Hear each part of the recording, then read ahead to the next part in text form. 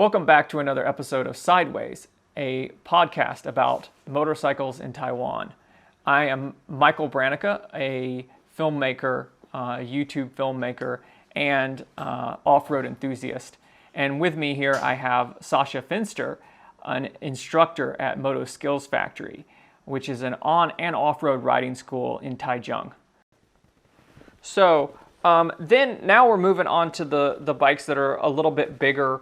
And the one that's kind of in between is the Africa Twin. It makes 195 horsepower or 194 horsepower, but it is physically a little bigger than the 800 class, and so it kind of falls in between. And I know that you owned one, and you have a lot of thoughts on that one as well. Oh yeah, well, 5 horsepower, that's all you need basically. I really loved my Africa Twin. Again, it's the army knife. It does everything, even though it's a little more off-road biased compared to other bikes. But I haven't met anyone who wants to race the Africa Twin on a racetrack, and I'm talking about a paved tarmac racetrack. So it's just great. Unfortunately in Taiwan, it's again, it's a little more complicated story than abroad. I had a 2016 model, and 2016, 2017 were great imports, but they imported the European model, which had basically all of the horsepower. 2018, 2019, Taiwan Honda started importing the Africa Twin, but it was the Japanese edition. So you had about 80 something horsepower. Now, to me personally, I'm out of that age where you're so craving horsepower and everything. But I do have to say I've ridden a couple of Africa Twins from student riders of ours, 2018, 2019 models, and they just feel so sleepy. I don't know. It's just the weight ratio, the weight to horsepower ratio is a bit off, right? So to me, 95 horsepower is good. Again, it will do everything that you want it to do. Oh, actually, what you need it to do, sorry. But there might be some things that you want to do that, it lacks a little horsepower. But it will do basically everything. Maybe you cannot power drift so easily through a turn like on a big GS or on a 1290 ADVR, but you can with a little more skills and maybe some adjustments to the bike, but you can still ride anything. But with a 2018, 2019 model, it was just half asleep the whole time. And this is something I didn't like. Everything else was basically the same. Yes, it did get an upgrade in electronics. I like my 2016, 2017 model because it just had one button for off-road ABS or normal ABS, and you had one button for traction control. And you had basically 4 settings, 1, 2, 3, and then 1 for off, basically. And I like that. Now and then with 2018, 2019, you had more settings, and you had throttle by wire and everything. So you had more and more stuff. But still okay. You could spend some extra bucks to get the extra 10 horsepower in, whatever, But again, all right. Unfortunately, with the 2020 model, I don't know what Honda Taiwan thought, and I think it's again doing things half-assed, I guess. It's they imported the more like the basic model, which Honda itself says the basic model is more off-road oriented, and the big ATS Africa Twin Adventure Sports is more for touring. And they don't import that. They only import the base model, and that is more for off-road use. And they only imported that model as an Asia model. That means 1/3 of the stroke gone, so you have much less stroke, and only with the DCT transmission, right? So no clutch. Now I know there are some people who love the DCT and say it's amazing off-road, whatever, and I'm happy for you. To me personally, I like to use the clutch off-road. We've seen people coming to a halt on a hill, and yeah, you cannot stop the bike, but you also cannot stop on a hill that easily. We did see some people who had really fast hand reflexes who could immediately pull the handbrake, but not all the time. But yeah, Taiwan Honda only imported the DCT transmission with the Asia model. And to me, the ground clearance is basically like a V-Strom. And yes, V-Stroms also go off-road riding. 2 years ago, we basically estimated that we will not really see any 2020 Africa Twins attending our trainings. And we didn't. Not one single Africa Twin 2020 Taiwan model attended our trainings. And to be honest, yeah, I understand. I don't hold it against them. It's just gravel roads, that's basically where it lives. Anything beyond gravel roads and you hurt the engine, you hurt the frame and your rear suspension, the linkage and everything, so yeah. That's it. This year, I'm not sure if they're gonna do any adjustments to that, but last year, that was it. And it was so low. When I got on it, I could put both my feet down, which I'm not used to anymore. If you have a pulley on the back, it basically turns into a Harley. Just imagine putting on some boxes because you want to travel with maybe your wife or a friend in the back, and basically you have the monkey bars on a Harley, and it's just I mean it's fine. It still rides well, but then again, if you want to ride that bike more on road, you might as well get an NC 750 or the what's it called, the crossroads, a crossroad model, whatever, crossover model. It's 19, 17-inch wheels. It's much better. You have more tires to choose from, whatever, for on-road use. It doesn't make any sense to me. But this is what you have right now, and yeah, everyone is focusing now on the new CRFs, the 300s. So there's no news yet if they're gonna do any adjustments to the Africa Twin models for 2021. So hopefully, but I'm not sure. Yeah, well, a 21-inch front doesn't make any sense at all if it's designed for on-road riding only, and only bringing in the low model with DCT it just doesn't really make sense for most of us and the kind of things that we enjoy doing. But yeah, those older ones, I guess they're a bit more affordable on the used market now, and if you pick up one of those early 2016, 2017 models, and that would be a good option. Actually, they hold their prices pretty well because they are not that many. I just saw one out again. There are a couple of DCT models from that year, but yeah, most people, they want to have manual transmission, and yeah, they are not that. You don't find too many second-hand models because people like them, right? And to be honest, I don't blame them. Right? The reason why I switched is because we started working with KTM Taiwan. So it was kind of awkward, to promote KTM and ride a Honda. If not, and I spent so much money on that bike, like with the rally front and everything, right? And I really, really like that bike. So yeah, the Africa Twin to me personally is a great bike. It is really something that, will satisfy you on road and off road. The comfort level is really high, and it still feels a little bit sporty, suspension maybe not so much, but for what most people do, it is really nice and soft. I personally, one thing that I've read many times in different areas in the world where people were complaining about the suspension. Um, I wrote, for example, just to throw it out there, I wrote supermotos for 10 years, racing and everything, and I'm used to, let's say, softer suspension on with higher speeds.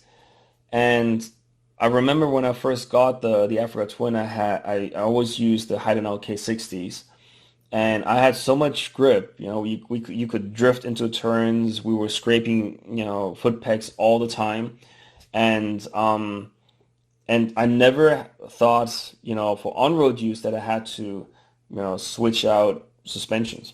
And I really liked that. Now, after 2 years, it got a bit softer, no matter how we adjusted it when using it off-road. That's why I've switched suspensions. But on-road, from what most people do, and that's why a lot of people don't really mind the Asia version with the 2020 model here in Taiwan, because most people just ride it on road, and most people who buy that are, let's say, 50 years old or even older, so they will not go crazy on road. So a 21-inch front wheel and an 18-inch rear wheel, they will not really feel a difference because you're just cruising anyways, right? And with a DCT transmission, they just want to ride a motorcycle that rides like a scooter, right, basically. So that's why they can still sell them. But for people who really want to enjoy riding here, that's what we've seen. And again, I don't want to step on anyone's toes. I'm sure there are lots of people who go hardcore with a GCT model, whatever, right? And that's fine. But yeah, that combined with a third of suspension stroke less, you're very limited. Yeah. So the older versions, 2016 till 2019, they're much more capable. And without, if you want to be on the very safe side and you have a certain level of skills, 2016, 2017 is. Yeah.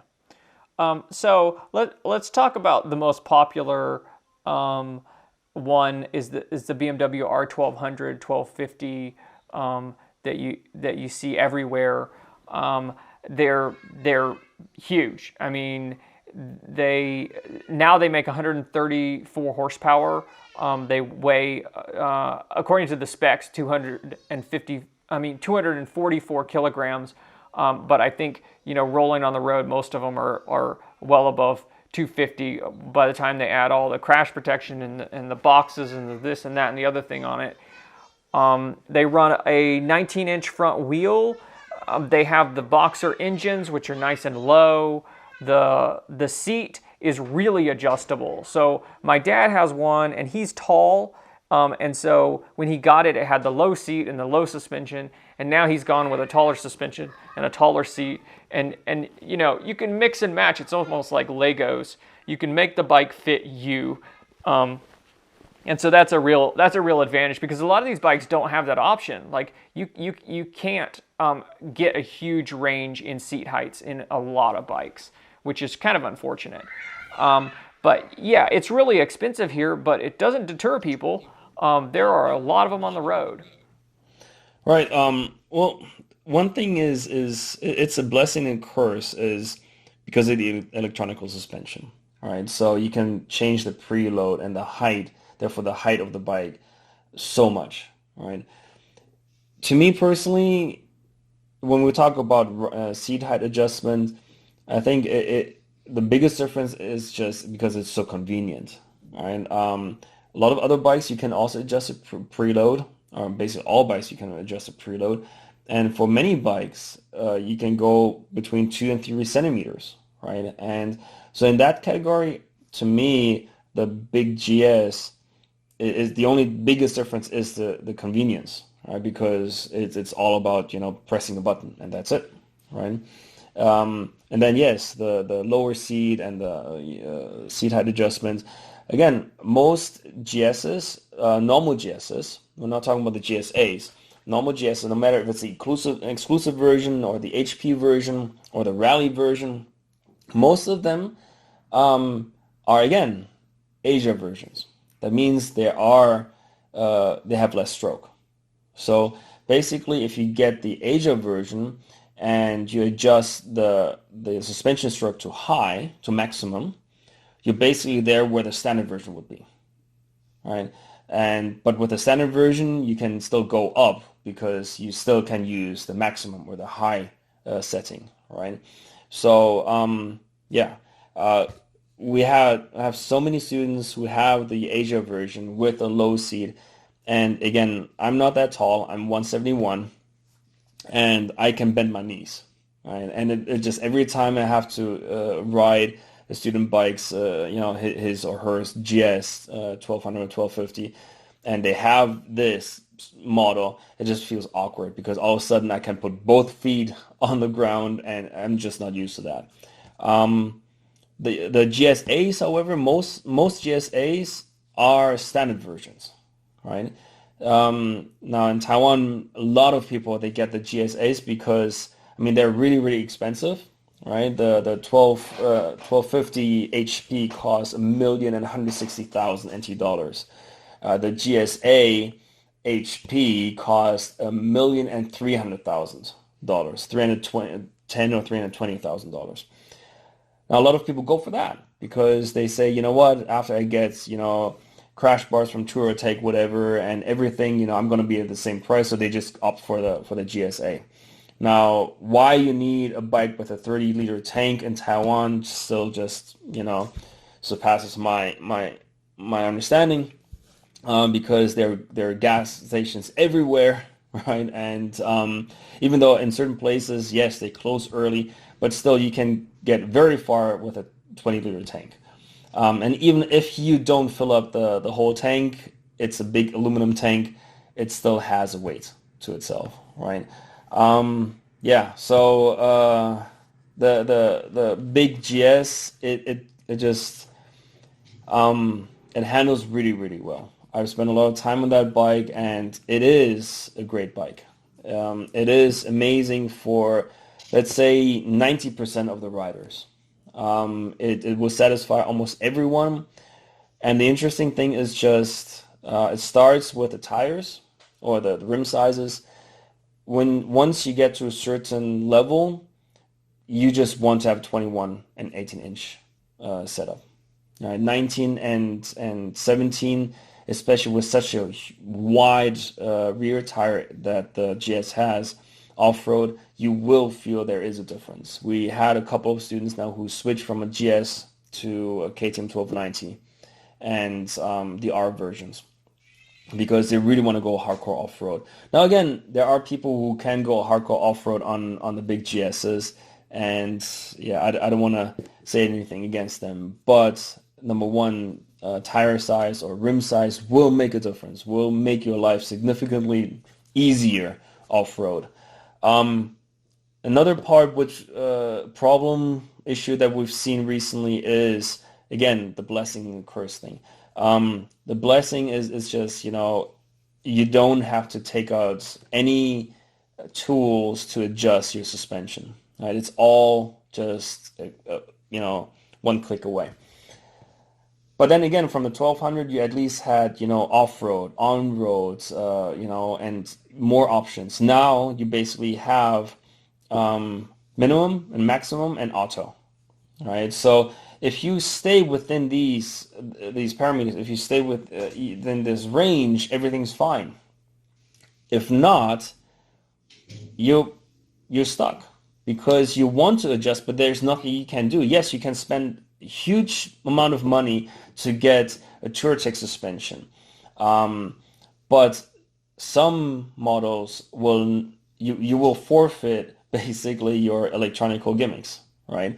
So, and even for me, if I spend that much money on a big GS and I spent another chunk of money on better suspension, but I don't have electronical suspension anymore, it does, yeah, to me, I wouldn't buy that, right? So that's what we had actually a few students now who switched from big GS to 790 ADVRs or 1290 ADVRs because it's just, it is more of a hassle because you have to get your hands dirty, yes, but you're not so limited, right? And if you know what you're doing, you can set it up for yourself even better. A couple of years ago when I was back in Germany, actually, there was an engineer from BMW there. And I'm not sure if I should say this, but like that's something that we tell our GS students who really are ambitious when it comes to off-road riding is he basically acknowledged that when it comes down to that electronic suspension that they have a 600 cycle range. That means after adjusting the suspension 600 times, it doesn't mean that it immediately breaks down, but it will start to have some issues. Now, for most GS riders now, they are more on-road biased anyways, right? So they will just get into one setting and that's it. But yeah, for people who like to go on-road, off-road, and who might want to switch back and forth, yeah, 600 cycles. If you add this up, if you ride off-road frequently and you go back and forth, that's about the time range of your warranty. So by the time your warranty runs out, again, it doesn't mean that the whole bike will disintegrate, but it could start right then for you, to start have some issues, right? But yeah, some people would say, well, now you don't really have to switch back and forth anymore because you have auto and high, minimum and maximum. That's it, Yes, so you don't have to switch back and forth anymore, but you're still limited. If you stay within that range, no problem. If not, then you have a problem, right? So to each his own. A lot of people, they stay within this range and they're fine. They're happy with it. It's amazing. They love their GSs and I'm happy for them. For people who demand a little more, not only from the bike, but from themselves, that might not be that bike that they really, really like. All right. Plus, yeah, you don't have a chain, but I would rather spend, money on chain oil and maintaining my chain than to save time and money, but then have to, fork a chunk of money to get a new, drive shaft, right? We did have an issue once. Again, we had an ADV tour going around the island, and that street that cuts across from Puli to Hualien, right? We were at Lisan, and we were stopping because they had some road construction. Like sometimes you have to wait for half an hour, whatever, right? And we just got there 15 minutes before they open it up for us again. So we're just chatting. And yeah, 5 minutes before they open it again, we just got on our bike, got ready. And then all of a sudden I look over and one of our students, he was riding a GS, a 1200, and just the whole rear was covered in oil. And I thought, his rear shock might be just blown up, whatever. And then it turned out that the sealing inside of his his drive shaft was busted. And nothing I could do,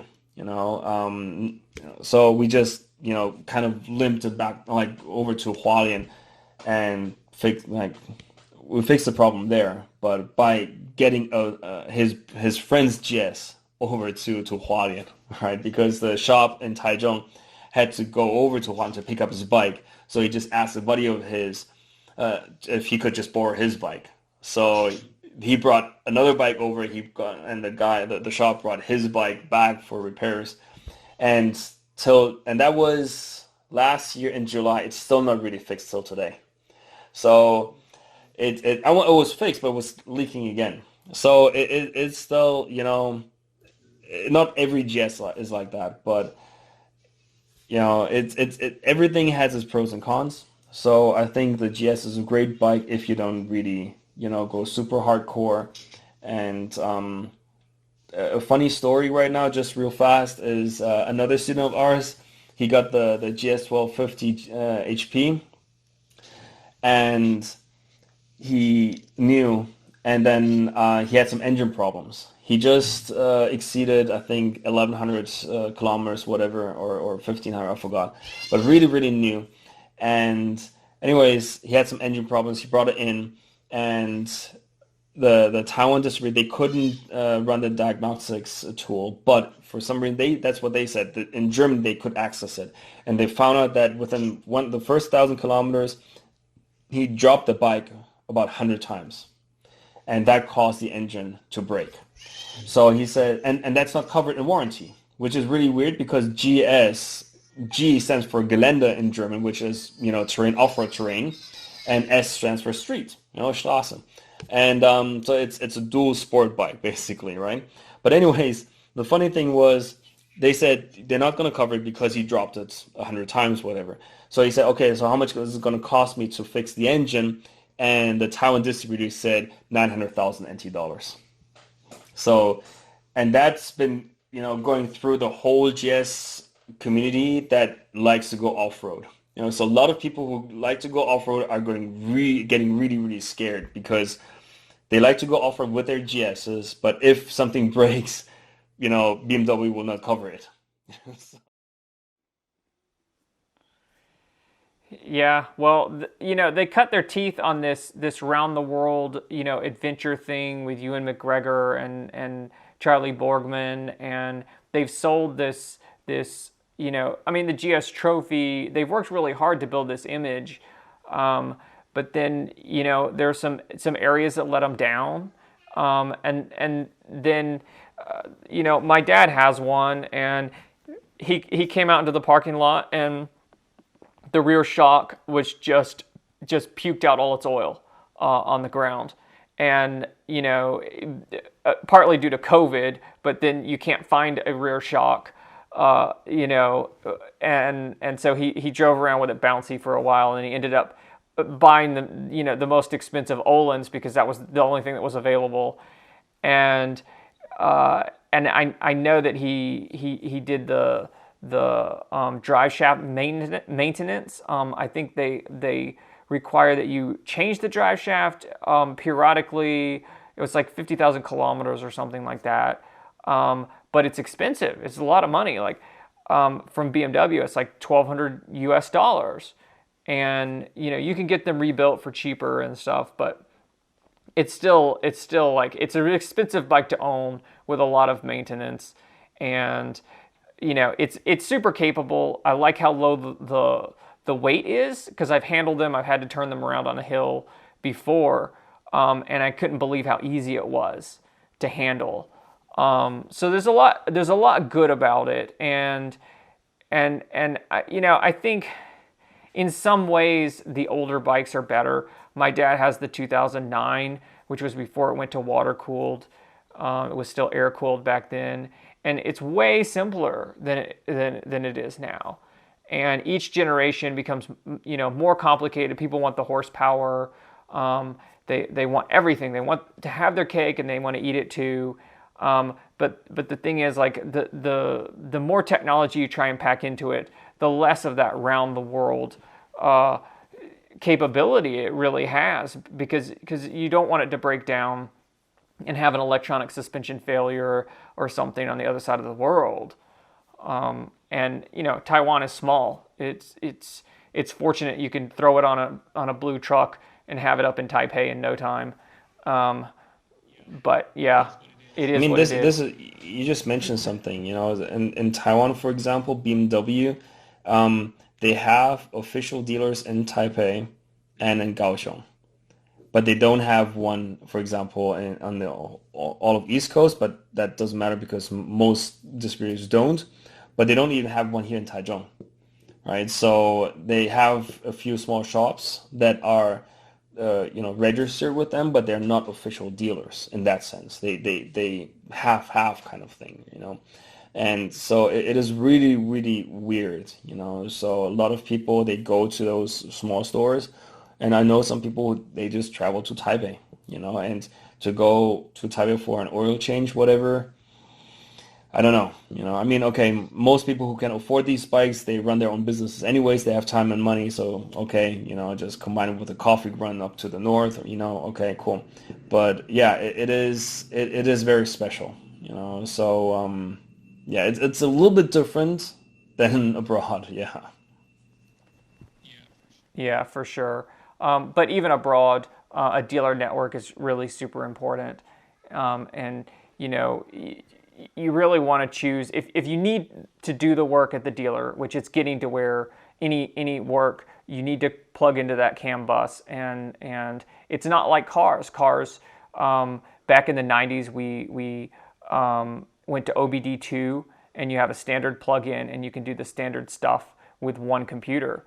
But the bikes aren't like that. You have to, if you've got a Ducati, you've got to go to Ducati.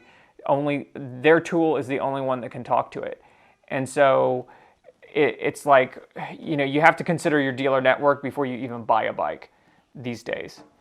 So going on to the next one, we have the 1290 Adventure, and we have the S and the R, and maybe soon we'll come out with that full review of that bike, because you had it for a while, you rode it around the island.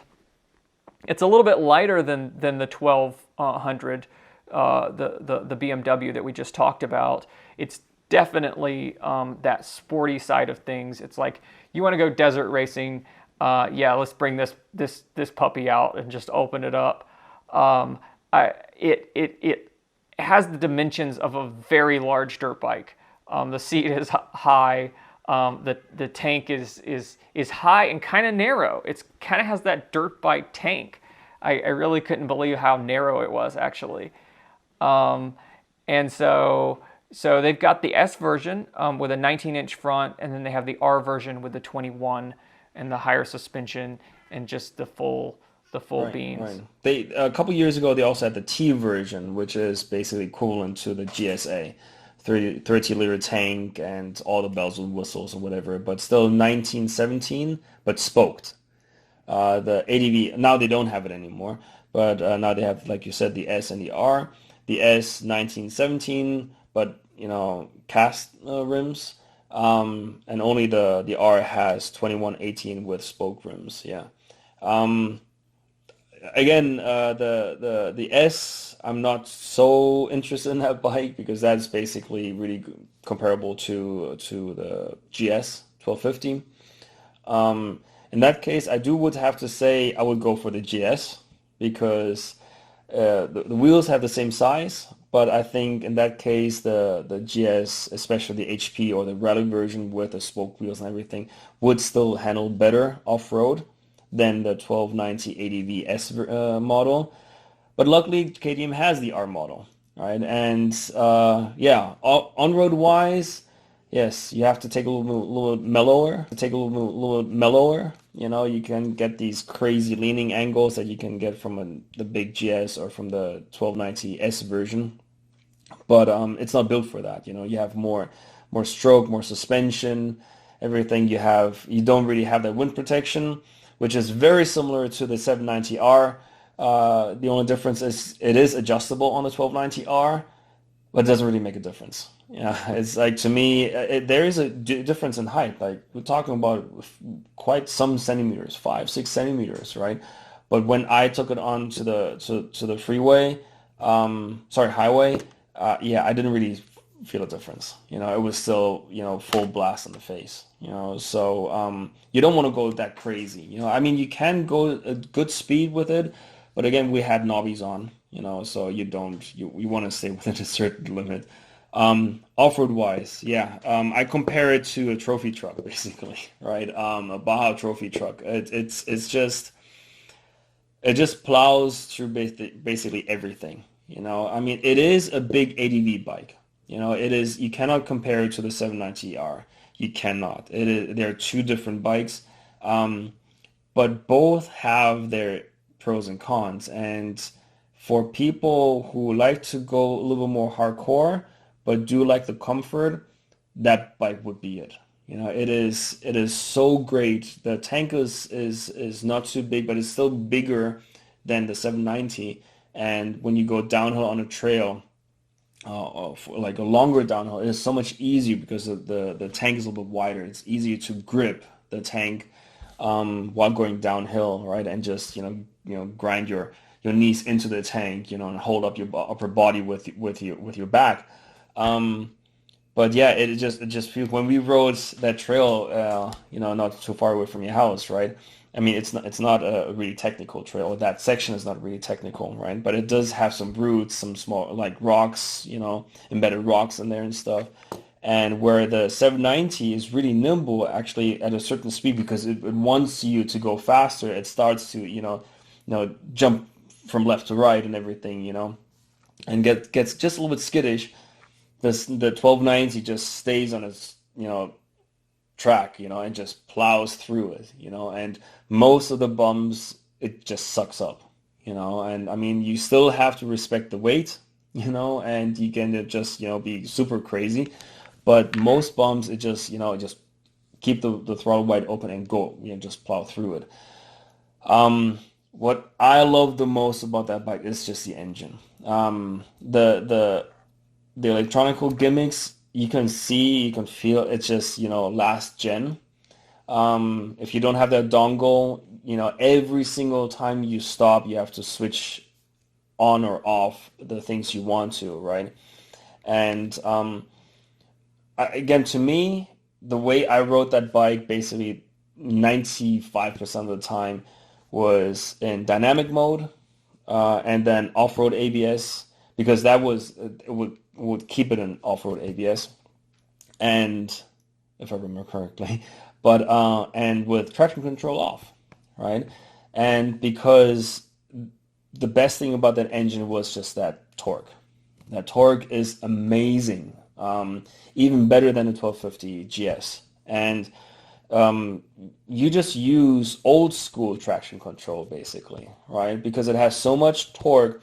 If, for example, first gear or second gear is too much, too direct, you just go one gear up. So you use the second or third gear, and it has still had enough momentum to pull you out of ditches and whatever, but and it would still spin the rear wheel, but in such a transparent and confident way that you never would feel overwhelmed. And this is something, if I could, I would just get the 1290 engine and put it into the 790, and without all the gimmicks. And this is amazing. What I love about the 1290, the engine is just so great. On when you travel on road, it just basically just pulls your arms if you've really gun it, right? Like, so you can be completely loaded with boxes. You can have someone in the back going uphill, and you can still overtake a couple cars on a small stretch on a straight, and like that. It's so easy, so fast, but again, it is so transparent. It is powerful, but it just gives you how much you want. The more, like, if you open the throttle a little bit, that's what it gives you, right? You have to brace yourself, but it never surprises you, never ever. So yeah, this is what I really love about that bike the most. Is the suspension, the geometry, the weight balance, yeah, the engine. This is absolutely great. The seat, yes, it's the R version. It is on the harder side. So while we were going around the islands, after a while, you could feel your butt a little bit more than, on a different bike, on the GS, whatever, right? But yeah, I mean, we rode it like seated basically only when traveling on road. Yes, there were some easier trails where we sat down sometimes, yes, but we mostly rode it standing. So, I mean, again, it wouldn't really make sense to me to buy the 1290 ADVR with a super soft seat, and the S version has a softer seat and divided into two pieces. The R is harder, has a harder seat, and it's just one piece. And again, it's better because you can move your butt a little bit more to the back without having that hump where the rear seat starts. So, but yeah, comfort-wise, obviously, it will not be as good as the S version or the T version back in the day. But yeah, it is, like you mentioned, it is higher. But again, it's the R, right? It's supposed to be higher, right? And yeah, the one thing that there are two things. One thing that it could improve is just low speed throttle. So it is not as, and if you go like super slow, like walking speed or even slower, for example, the GS 1250 engine is just so smooth. KTM is just a little rougher. But again, ready to race, the faster you go, the better it handles, right? So if you have like full lock, tight turns, there are other bikes that are just a little bit better. Yes. One other thing that that really bugged me 2 years ago when I was in Germany and I rode that bike for the first time was just the steering angle. It was the smallest out of all bikes. And it just, certain drills that we ran, especially like super tight turns, every single bike from the GS to the big Triumph 1200 Tiger to the Super Tenere to the Africa Twin, all could manage those super tight turns going slow and smooth. The 1290, no way. Like there was no way you could go through these super tight turns slow and smooth.